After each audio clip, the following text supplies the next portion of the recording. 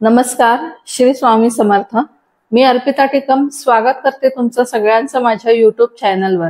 जुलै महिन्यापासून आपण साप्ताहिक राशी भविष्याबरोबरच मासिक भविष्याचा देखील विचार करणार आहोत। या महिन्यामध्ये 6 जुलैला शुक्र कर्क राशीमध्ये प्रवेश करेल, 12 जुलैला मंगळ वृषभ राशीमध्ये प्रवेश करणार आहे, 16 जुलैला रवी कर्क राशीमध्ये प्रवेश करेल आणि 19 जुलैला बुध सिंह राशीमध्ये प्रवेश करेल। त्या अनुषंगाने वृषभ राशीसाठी हा महिना कसा जाणार आहे ते आता आपण पाहू। प्रथम स्थानावरून व्यक्तीच्या व्यक्तिमत्वाचा तसेच आरोग्याचा विचार केला जातो। या महिन्यामध्ये राशी स्वामी शुक्र 6 जुलै नंतर तृतीय स्थानामध्ये प्रवेश करत आहे, त्यामुळे फिरतीचे प्रमाण वाढणार आहे। साहजिकच त्याचा परिणाम तुमच्या खाण्यावर होणार आहे।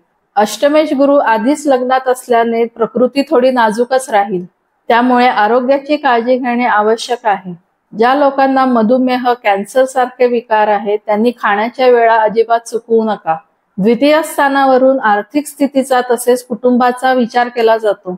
धनेश बुध तृतीय स्थानात असल्याने पोस्ट, रेल्वे, दळणवळण खात्यातील लोकांसाठी हा महिना चांगला जाणार आहे। पोस्टातील गुंतवणुकीमुळे फायदा होईल। लेखक, लिपिक लोकांसाठी देखील हा महिना चांगला आहे। 19 जुलै नंतर बुध चतुर्थ स्थानात जात असल्याने घर किंवा वाहन संबंधित व्यवहारातून देखील धनलाभ होऊ शकतो। चतुर्थेश रवी 16 जुलै पर्यंत द्वितीय स्थानामध्ये आहे, त्यानंतर तो तृतीय स्थानामध्ये प्रवेश करेल। चतुर्थ स्थानावरून घर, वाहन तसेच आईचा बोध होतो। 16 जुलै पर्यंत कौटुंबिक सौख्य चांगले मिळेल, त्यानंतर मात्र तुमच्या फिरतीमुळे घराकडे थोडे दुर्लक्ष होईल। पंचमेश बुध तृतीय स्थानात आहे, पंचम स्थानावरून संततीचा विचार केला जातो। तृतीय स्थानातील बुध शिक्षणामध्ये अडचणी निर्माण करू शकतो।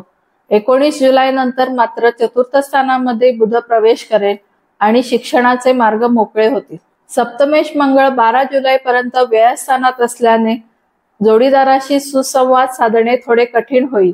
सप्तम स्थान हे विवाहाचे कारक स्थान आहे। सप्तमेश मंगळ 12 जुलै पर्यंत व्ययस्थानात असल्याने जोडीदाराबरोबर सुसंवाद साधणे थोडे कठीण होईल।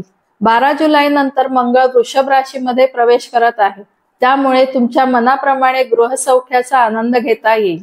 ज्या जातकांचे विवाह जुळण्यास अडचणी येत होत्या त्या जातकांचे विवाह जुळतील। नवम स्थान हे भाग्याचे स्थान आहे, तसेच ते उच्च शिक्षण आणि कृष्णमूर्ती पद्धतीप्रमाणे वडिलांचे स्थान आहे। भाग्य शनी सध्या वक्री झालेला आहे, त्यामुळे धार्मिक कार्यामध्ये जास्त भाग घेतल्याने फायदा होईल। वडिलांकडून योग्य मार्गदर्शन मिळेल। अंध तसेच गरजू लोकांना अवश्य मदत करा। दशम स्थानावरून प्रामुख्याने नोकरीचा विचार केला जातो। वृषभ राशीला शनी दशमेश आहे। वृषभ राशीला शनी दशमेश असून तो सध्या वक्री झालेला आहे। नोकरीतील वातावरण चांगले राहील। कामाचा ताण तुम्हाला जास्त जाणवणार नाही। या महिन्यामध्ये आर्थिक स्थिती चांगली राहणार आहे। धार्मिक कार्यामध्ये दान धर्म केल्यास किंवा गरजवंतांना मदत केल्यास नक्कीच शनी महाराज भाग्योदय केल्याशिवाय राहणार नाही। तुम्हाला हा व्हिडिओ कसा वाटला हे कमेंट्सद्वारे जरूर कळवा। व्हिडिओला लाईक, शेअर आणि सबस्क्राईब करायला विसरू नका। धन्यवाद।